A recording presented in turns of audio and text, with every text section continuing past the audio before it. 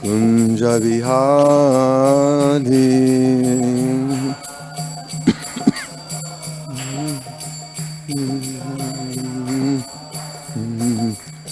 Gopijana Vallabha Girivaradhari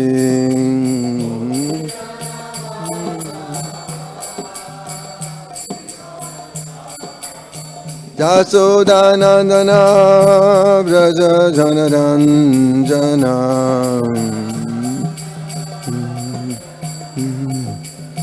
Jasodanandana Vraja Janaranjana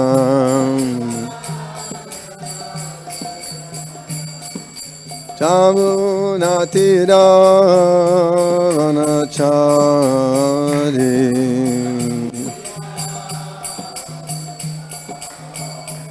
Jamunatira Vanachari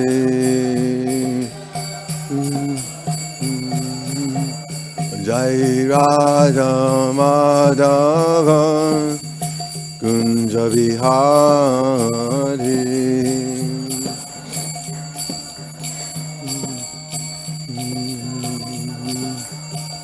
Jai Radha Madhava Kunja Vihari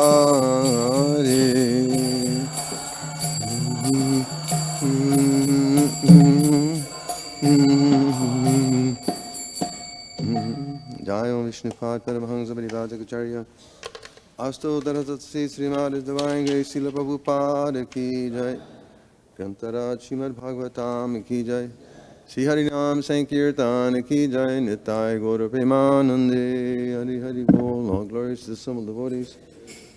All glories to the sum of devotees. All glories to the sum of devotees. All glories to Sri Guru and Sri Gauranga. Nama Om Vishnu Padaya Krishna Prasthagudale Srimati Bhakti Vedanta Swami Niti Namini Namaste Saraswati Devi Gauravani Pachani Nirvishesha Shunyavadi Pastatai Satarni.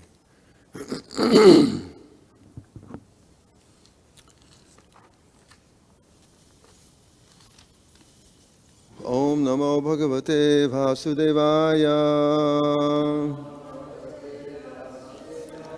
Om Namo Bhagavate Vasudevaya Om Namo Bhagavate Vasudevaya Narayana Namaskritya Naranchaiva Narottamam Devim Saraswatim Vyasam Tato Jayamudirayat Nasta Presha Bhadreshu Nityam Bhagavata Sevaya Bhagavati Utama Shloke Bhaktir Bhavati Naishtaki. So, reading from Srimad Bhagavatam, 3rd Canto, chapter 26, entitled The Fundamental Principles of Material Nature. And text number 5. Guṇair vicitrāḥ sṛjatīṁ sa-rūpāḥ prakṛtim prajāḥ vilokya mumuhe sadyaḥ sa-rūpāḥ jñāna-gūhayā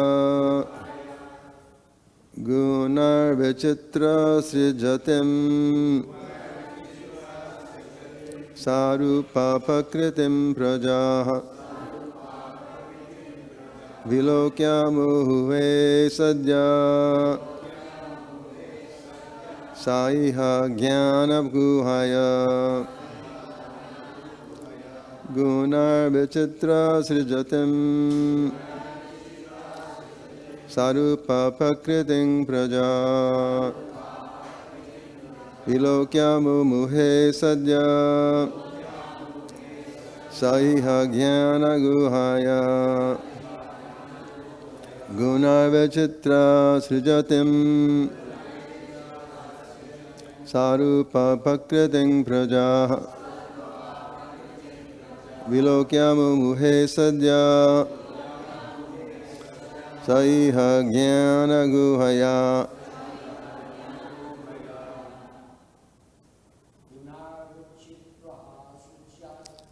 guṇair vicitrāḥ sṛjatīṁ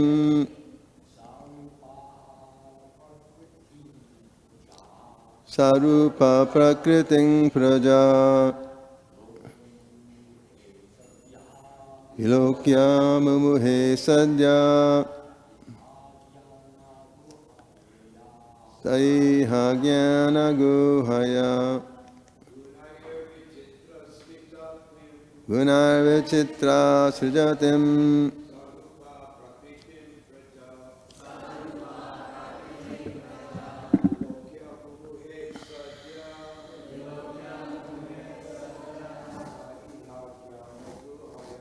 sa-iha jñāna-gūhayā guṇair vicitrāḥ sṛjatīṁ sa-rūpāḥ prakṛtiṁ prajāḥ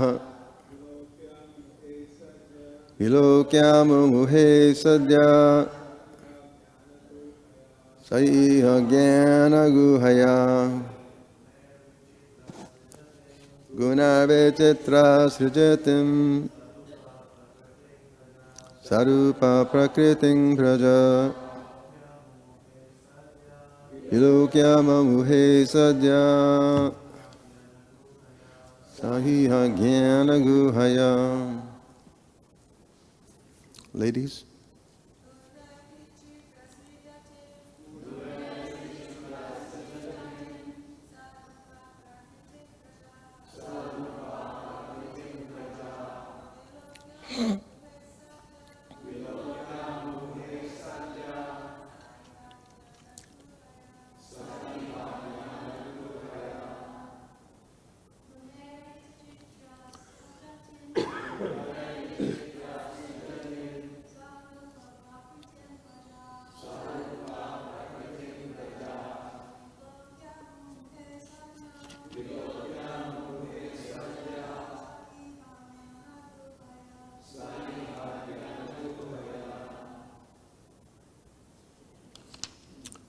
Guṇair by the threefold modes.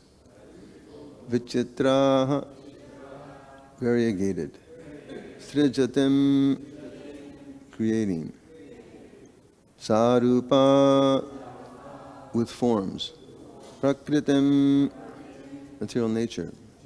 Prajāḥ, living entities. Vilokya, having seen. Mumuhe, was illusioned. Sadyaḥ, at once. Saha, the living entity. Iha, in this world. Jñāna-gūhayā, by the knowledge covering feature. Translation and purport by His Divine Grace Srila A.C. Bhaktivedanta Swami Prabhupada ki jai. Divided into varieties of her threefold modes, material nature creates the forms of the living entities. And the living entities, seeing this, are illusioned by the knowledge covering feature of the illusory energy. Please repeat. Divided into varieties of her threefold modes, material nature creates the forms of the living entities. And the living entities, seeing this, are illusioned by the knowledge covering feature of the illusory energy. Purport. Material energy has the power to cover knowledge, but this covering cannot be applied to the Supreme Personality of Godhead. It is applicable only to the prajāḥ, or those who are born with material bodies, the conditioned souls. The different kinds of living entities vary according to the modes of material nature, as explained in Bhagavad-gītā and other Vedic literature. In Bhagavad-gītā 7:12, it is very nicely explained that all the modes of goodness, passion, and ignorance are born of the Supreme Personality of Godhead. He is not subject to them. Does anyone know that verse? Echaiva sattvika bhava, right? He is not subject to them. In other words, the energy emanating from the Supreme Personality of Godhead cannot act on him. It acts on the conditioned souls who are covered by the material energy. The Lord is the Father of all living entities because He impregnates material energy with the conditioned souls. Therefore, the conditioned souls get bodies created by the material energy, whereas the Father of the living entities is aloof from the three modes. It is stated in the previous verse that the material energy was accepted by the Supreme Personality of Godhead in order that He might exhibit pastimes for the living entities who wanted to enjoy and lord it over the material energy. This world was created through the material energy of the Lord for the so-called enjoyment of such living entities. Why this material world was created for the sufferings of the conditioned souls is a very intricate question. There is a hint in the previous verse, in the word vilokya, which means for the pastimes of the Lord. The Lord wants to rectify the enjoying temperament of the conditioned souls. It is stated in Bhagavad-gītā that no one is the enjoyer but the Supreme Personality of Godhead. This material energy is created, therefore, for anyone who pretends to enjoy. For example, an example can be cited here that there is no necessity for the government's creation of a separate police department. But because it is a fact that some of the citizens will not accept the state laws, a department to deal with criminals is necessary. There is no necessity, but at the same time there is a necessity. Similarly, there was no necessity to create this material world for the sufferings of the conditioned souls. But at the same time, there are certain living entities known as nitya-baddha who are eternally conditioned. We say that they have been conditioned from time immemorial because no one can trace out when the living entity, the part and parcel of the Supreme Lord, became rebellious against the supremacy of the Lord. It is a fact that there are two classes of men, those who are obedient to the laws of the Supreme Lord and those who are atheists or agnostics, who do not accept the existence of God and who want to create their own laws. They want to establish that everyone can create his own laws or his own religious path. Without tracing out the beginning of the existence of these two classes, we can take it for granted that some of the living entities revolted against the laws of the Lord. Such entities are called conditioned souls, for they are conditioned by the three modes of material nature. Therefore, the words guṇair, vicitrāḥ are used here. In this material world, there are 8,400,000 species of life. As spirit souls, they are all transcendental to this material world. Why then do they exhibit themselves in different stages of life? The answer is given here that they are under the spell of the three modes of material nature. Because they were created by the material energy, their bodies are made of the material elements. Covered by the material body, the spiritual entity is lost. Excuse me? Did I say right? Covered by the material body, the spiritual identity is lost.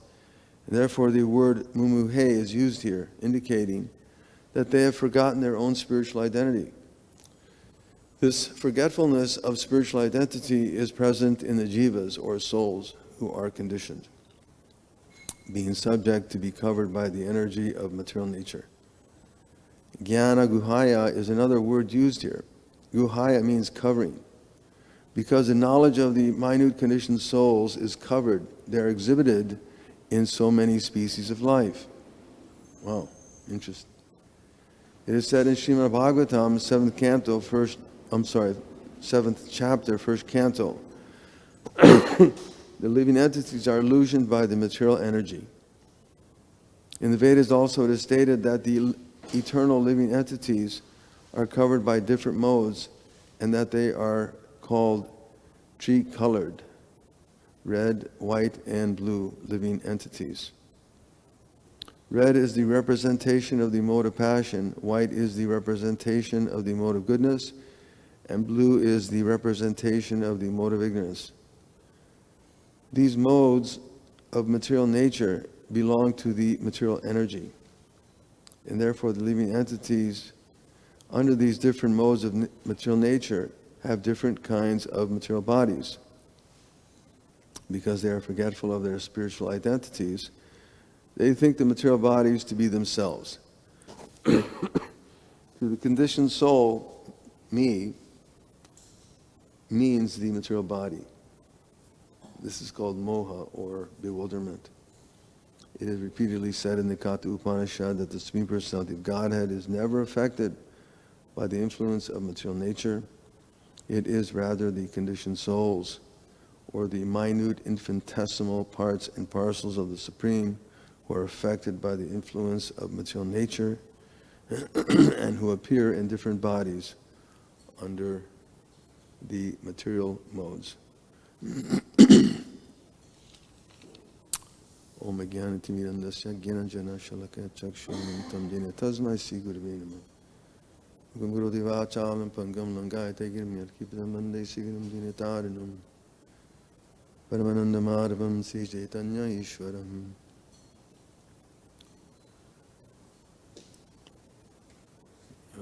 This all glories to Srila Prabhupada Ki Jai. What a purport. Everything that you need to know to understand the condition and bewilderment of the living being is given to us here in the Srimad Bhagavatam and in the purports of the liberated Mahabhagavats.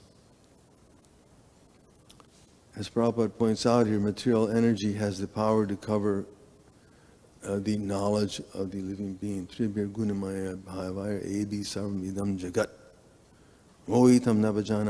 The material energy is diluting by its potency. It deludes the whole world. And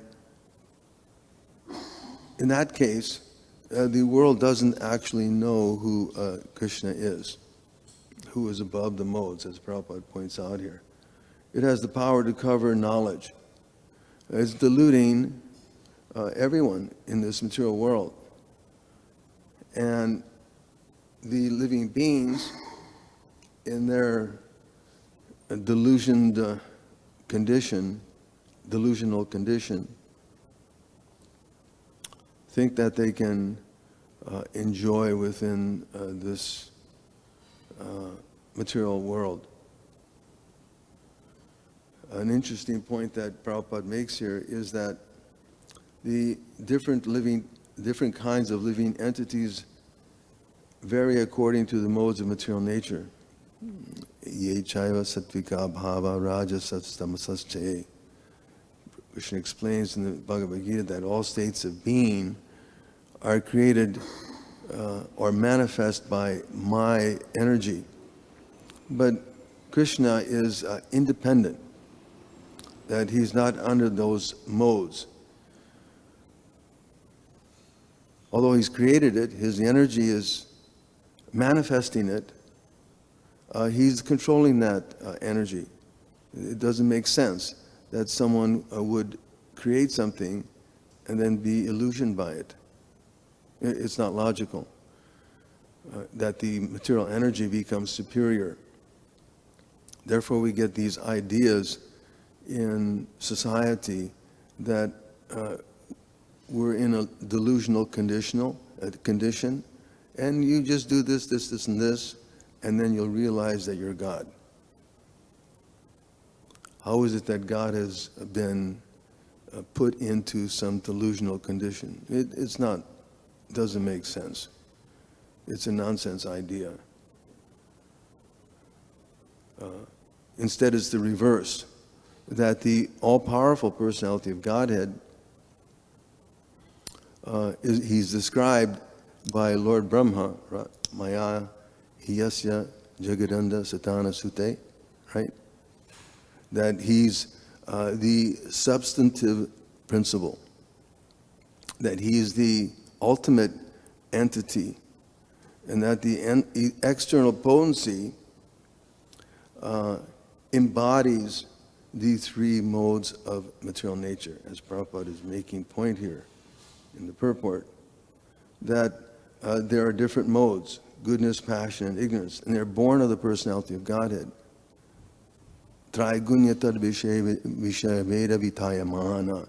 These Vedas, or these modes of material nature, they're created, they're a potency of the personality of Godhead. And it's not that he is subject to them. He is not subject to them, as Prabhupada points out here. In other words, the energy emanating from the personality of Godhead cannot act on him. It acts on the conditioned souls who are covered by the material energy. He's the father of all living beings. Prabhupada makes a very nice point here, right? Aham bija prajāpita. Because he impregnates the material energy with the conditioned souls. It is not that they've all of a sudden become manifest out of something, out of nothing. And again, it's a foolish idea. Nothing becomes something. It doesn't make sense. But something is something.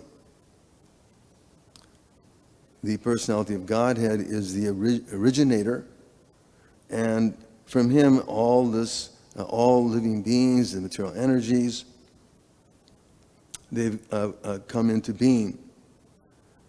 And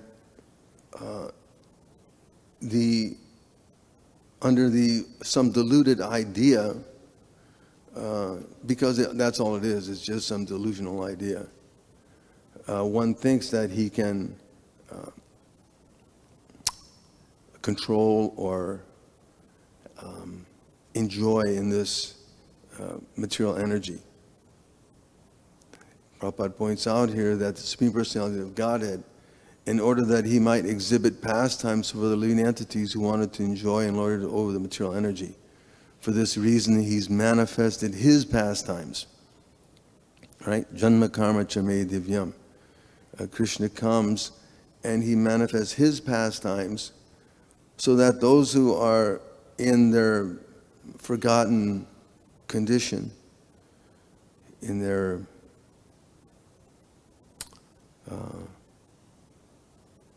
delusional state, can become attracted and get out of this fallen state. Therefore, he exhibits his own pastimes, so that some or other, those who are entangled in this world can be attracted. Where in the material world, people are very attracted to someone who has different qualities, different pastimes, isn't it? We're attracted to those who may be politicians, who may be artists, who may be singers, or who may be a carpenter. We're attracted in so many different ways. So it's a natural inclination, certainly. And it's not that it should be suppressed, but it needs to be redirected. Therefore, Krishna exhibits his transcendental pastime so that we can get out of this delusional idea of wanting to enjoy. The world was created through the material energy of the Lord for the so-called enjoyment of such living entities. Why this material world was created for the sufferings of the conditioned souls is a very intricate question.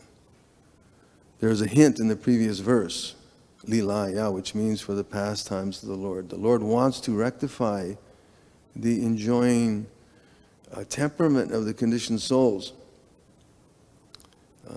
And in order to do that, they need to see something of a greater value.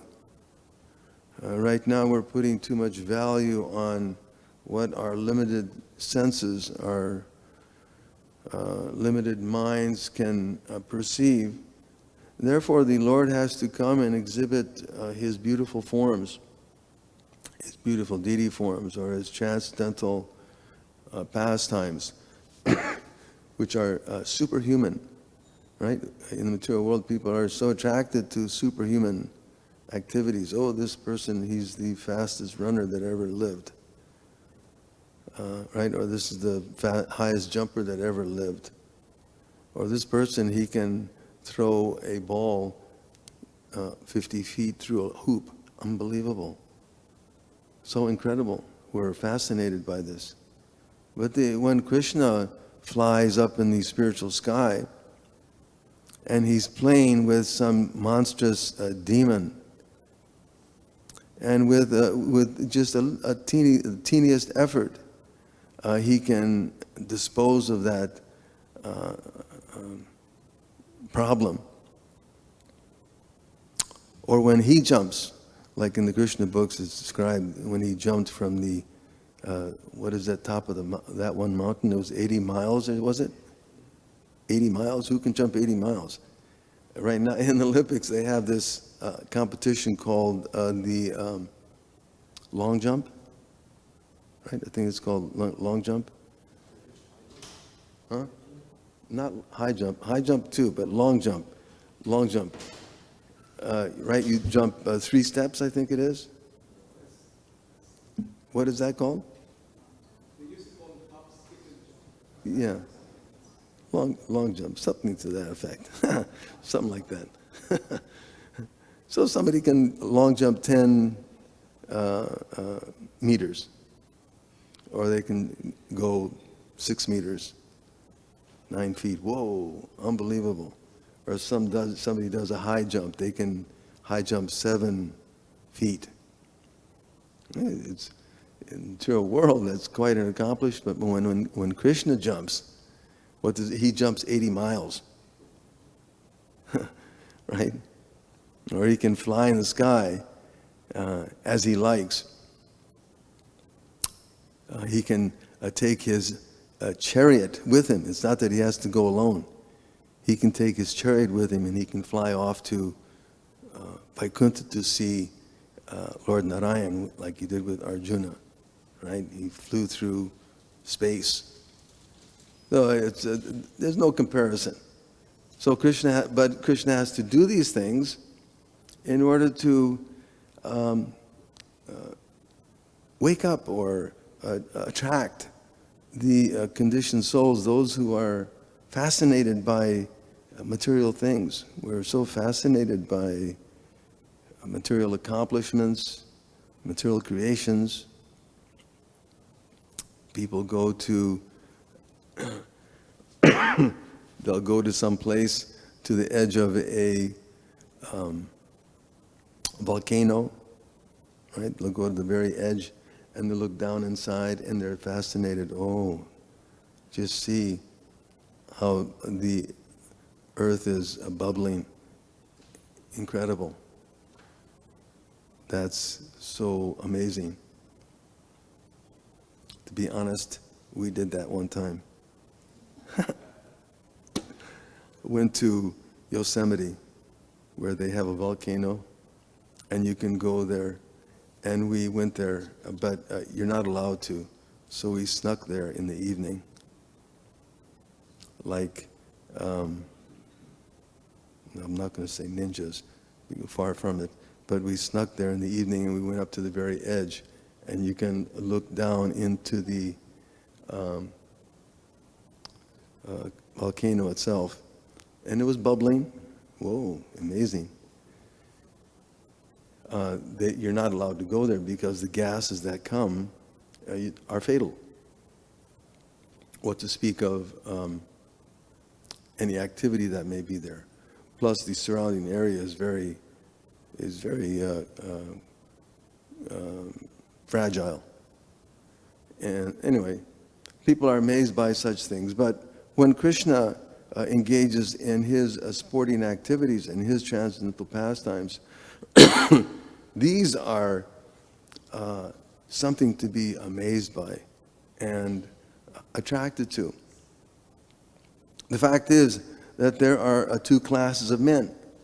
those who are obedient to the laws of the Lord, and those who are atheists.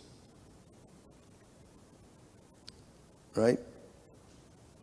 Those who are intent on enjoying in this world. Krishna says, Dvavimao Purushak Loke. Right? Ksharas Chakshara Evacha. There are the, what is the word? Ksharas and Aksharas. There are the devotees and the non-devotees. Two types. It's real simple.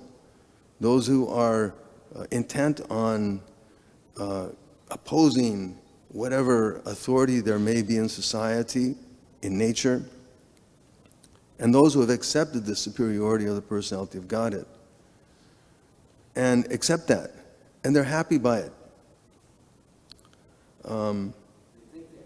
They think they're happy, for sure. They think they're happy. So they can try to be happy in the 8,400,000 species of life, as Prabhupada explains here. To such souls who, by a combination of different modes, want to enjoy this world, okay, you can be one of the 8,400,000 species of life and enjoy yourself as you think you can. And they come up with all sorts of foolish idea, as Krishna says in Bhagavad-gītā, right? Etam drishtam avastabhya nastat nano alpabudhaya. They have these foolish ideas and engage in all sorts of unbeneficial works, things which are meant to destroy the world. They think it's enjoyment, but actually it's causing great harm to society as well as themselves.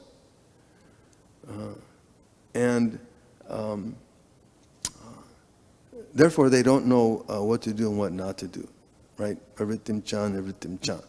The demoniac persons, they don't know what is to be done and what is to be done. They don't understand what is to their highest benefit. There's a very nice, as Prabhupada points out here, they've forgotten their own spiritual identity. There's an interesting little story of Mahatma Gandhi, who went to a prison, and he asked one prisoner, if you had one wish, what would you ask for? And one prisoner said, well, I wish we had more chapatis. Isn't this the case? In society, people are so concerned about their eating. And they create societies and clubs and organizations to help those who are in need of food. But really, is it helping those souls? Again, it's a temporary patch on a greater disease. So, oh, well, just give me more chapatis. What a thing to ask for. Then he asked another prisoner, what would you, if you had one wish, what would you ask for? I want a different color in my cage. And this idea we can relate it to the greater world, where we're thinking, well, let me make a bigger house. Or let me make a more comfortable condition in the material world. But you're still in the prison house. Prabhupada always gives the example of the bird in the cage. You can do all sorts of nice things to that cage, but if you don't tend to the bird inside, what is the use? So we're making all sorts of things in this material world, but we're still forgetting our true identity. Then he asked another one, well, what would you wish for if you had one wish? Well, I would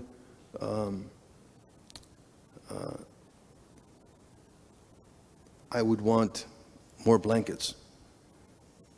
Oh, okay. So again, you want to you think that by making this body more comfortable, that it will help to cure your disease.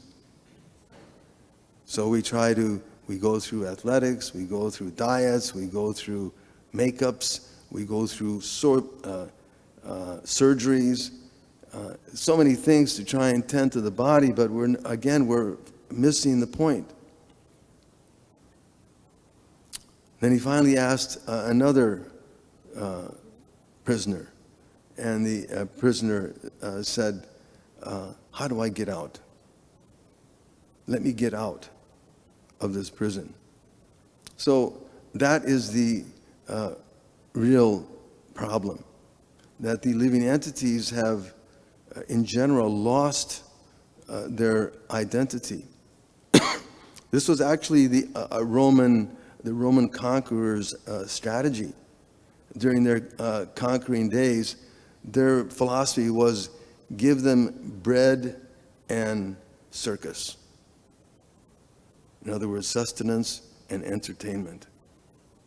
If you give these two things, you'll conquer anyone and everyone.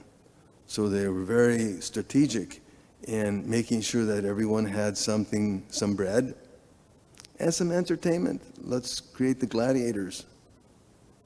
All these crazy people, they can go to the Colosseum. I saw it in a movie, actually. You can go to the Colosseum, and they'll throw out free loaves of bread, and everyone is happy and cheerful, and then they have some slaughtering event. It's a good strategy. It's a good strategy to conquer.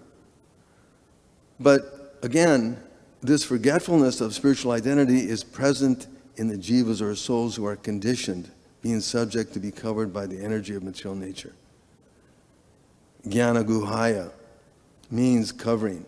Because the knowledge of the minute conditioned soul is covered, they are exhibited in so many species of life. In other words, the body indicates the level of covering of the living being.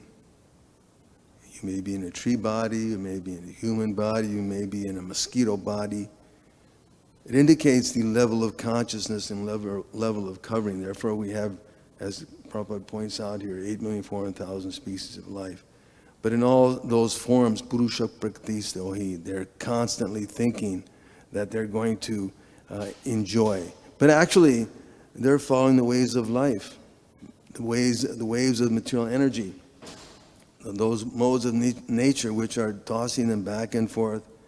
Bhuṅkte prakṛtir jangunan. They're constantly being tossed back and forth, and don't really understand that this is not a natural condition. Nature may have caused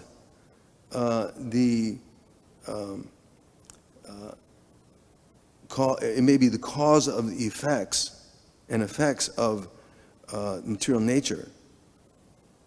It may be the energy behind its cause and effect, that's for sure. But it's the living entity who creates the miseries under those causes and effects. It's the living entity, and Prabhupada makes this point so nicely here. It's the cause of the various sufferings and enjoyments. It's called karma, because people are engaged in so many karmic activities. They're being subject to their suffering conditions, which are not natural. And the Bhagavatam is meant to enlighten those forgetful conditioned souls, right? It's meant to show us that there are greater things than the trappings of material life. Nishreyasaya lokasya dhanyam sastayana mahat. The Bhagavatam explains that it's it's all perfect, all blissful, and it's meant for the good of all people. When we read the Vedic literatures, it's for the good of us. It's meant to help us